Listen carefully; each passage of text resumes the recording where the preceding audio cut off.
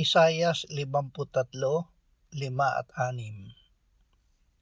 Siya'y nasugatan dahil sa ating mga pagsuway, siya'y binugbog dahil sa ating mga kasamaan.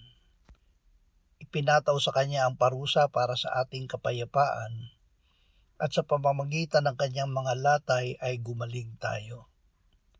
Tayong lahat ay gaya ng mga tupang naligaw.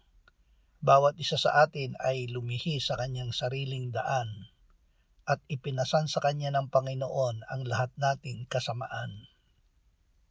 Tagapagligtas sa lahat ng kasalanan. Ang Panginoong Hesus ang ating tagapagligtas sa lahat ng kasalanan.